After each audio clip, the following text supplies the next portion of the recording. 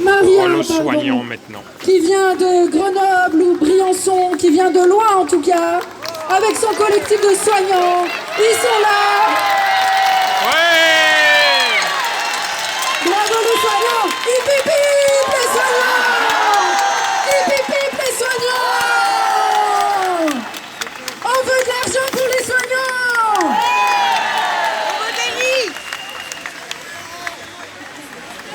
Bon, bah, je suis au nom des soignants du collectif Uni Soignants de France. Je veux dire un grand merci à tous les Parisiens qui nous ont accueillis aujourd'hui.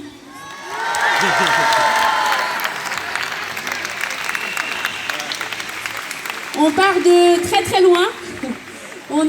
Ça fait des années que la crise de l'hôpital existe. On essaye de tout cœur, à bout de bras, de maintenir l'hôpital public, l'hôpital privé, les soins à domicile, dans le libéral. C'est très compliqué. On a donné de toutes nos forces dans le Covid, on est venu travailler. Et aujourd'hui, on est en train de nous démolir. C'est pas facile, mais on est en train de se relever. J'ai envie de venir aujourd'hui pour vous dire une très très bonne nouvelle. Je vais aussi m'adresser aux soignants parisiens. Vous n'êtes pas seuls.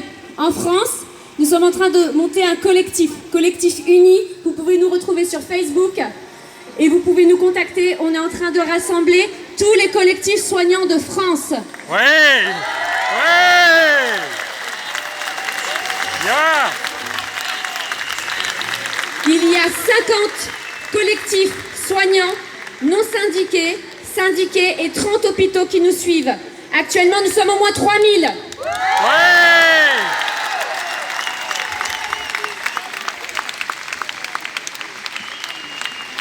On a écrit un petit truc qu'on aimerait vous lire.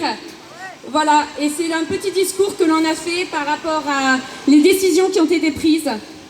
Alors, c'est le discours des manifestations des personnels pour août. Notre objectif est de lever l'état d'urgence sanitaire.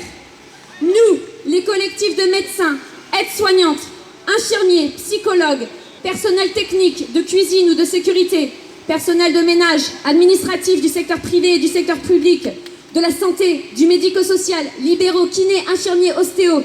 Nous sommes professions désignées soignants et tous fiers d'exercer nos métiers. Durant 18 mois, nous n'avons pas relâché pour faire face à ce virus mal connu. Oui, pas connu. Il était déjà venu en France apparemment en 2000 d'autres, puis une autre forme quelques années, il nous revient plus tard. Mais ces formes précédentes n'avaient pas donné lieu à l'état d'urgence. En 2020, voici une nouvelle forme de SARS-CoV. Elle est alors appelée SARS-CoV-2 ou Covid-19. Les personnels que nous sommes se mobilisent au maximum. Nous voilà plongés comme tous les pays dans un confinement sans précédent. Certains en télétravail et d'autres sur le terrain pour faire face à ce virus mal connu. Certains d'entre nous ont même et souvent renoncé au repos ou reporté des congés. Les organisations de services changent régulièrement au fil de l'évolution de cet état d'urgence sanitaire. Des déménagements de services pour permettre de soigner puisque trop de lits ont été retirés ces dernières années. Puis annonce de ce plan blanc, fin de plan blanc et encore un nouveau plan blanc. À chaque changement, nous nous sommes adaptés et nous avons continué de travailler, même malades, même épuisés, même contaminés. Les premières semaines, nous avons eu peur de ce virus, mal décrit et mal connu. Au début, certains de nos établissements ont pu soigner avec des traitements. Puis par la suite, ceci a été interdit. Nous suivions des directives avec confiance. Nous étions inquiets pour les patients et pour nos proches. Donc, nous restions très prudents. La plupart d'entre nous se déshabillaient sur le pas de la porte afin de limiter les contaminations dans le foyer. Bien sûr, puisque nous sommes sensibilisés depuis toujours dans nos carrières face aux gestes barrières, nous faisons toujours le maximum pour préserver les autres et les nôtres. Ces métiers, nous les exerçons toute l'année.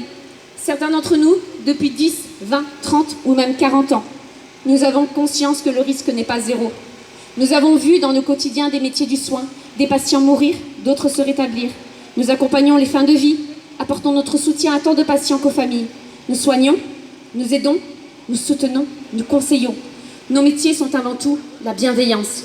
Aujourd'hui, pourquoi sommes-nous insultés de cette façon? Pourquoi sommes-nous maltraités de cette façon? Qu'avons-nous oublié de faire pour mériter ce traitement si indifférent de la part de nos gouvernements? Nous continuons d'exercer avec professionnalisme et assiduité, avec de plus en plus d'effectifs réduits, nos missions, car les collègues sont épuisés par l'année passée et ont pris des disponibilités et des arrêts. Et depuis le 12 juillet, c'est terriblement plus dur de venir de venir travailler avec le sourire. Mais nous le faisons, et en rentrant chez nous, nous pleurons. Le peu d'énergie qu'il nous reste passe à réfléchir, à compter les jours, à pleurer, à parler avec le peu de collègues qui osent aborder le sujet. Parce que oui, aujourd'hui c'est l'omerta. Et oui, les annonces de cette obligation mènent les personnels soignants vers l'angoisse, la peur, l'incompréhension et la crainte. Plus les jours passent, plus la pression est forte. Mais nous sommes toujours présents dans les services. Et dans le rythme de la folie de 2020, l'activité se rétablit, mais les lits se vident et nous n'avons plus les moyens de soigner nos patients. Certains ressentent désormais la pression plus lourde que la charge de travail. Certains craquent sous le harcèlement sur ce sujet de vaccination. Dans certains services ou même certains établissements, le dialogue est rompu. Le sujet dont on pouvait parler toutes ces années est devenu un sujet à éviter pour passer à peu près une bonne journée. Mais nous sommes toujours présents dans nos établissements pour soigner nos patients. Qui de mieux placé que nous pour vous parler de notre activité? Qui de mieux placé que nous pour vous parler du Covid? Excusez-moi, messieurs les journalistes, excusez-moi, messieurs les politiques, mais ceux qui ont eu la main dans le Covid, bah c'est nous, c'est pas vous. Ouais. Nous avons connu l'engorgement des services, la réduction de certaines activités. Et aujourd'hui, nous savons dire que l'activité n'est plus celle qu'elle a été pendant les mois de l'année qui vient de passer. Nous sommes donc contre l'obligation vaccinale contre la Covid-19. Oui, celle-ci. Mais ce n'est pas une question d'être anti-vax ou anti-pax. D'ailleurs, on est tous vaccinés, il faut être vacciné pour travailler. Mais par contre, on est contre la discrimination aux soins. Et on est contre ce qui se passe actuellement. Parce que cette politique, elle est sécuritaire, elle n'est pas sanitaire.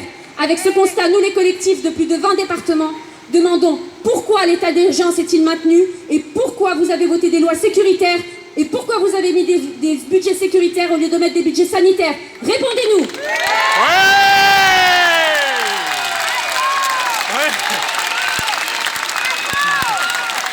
Nous serons là le 11 septembre. Nous viendrons de la France entière, pacifique. Nous sommes soignants, nous sommes bienveillants. Et nous ferons tout ce qu'il faut pour continuer de prendre soin de nos patients.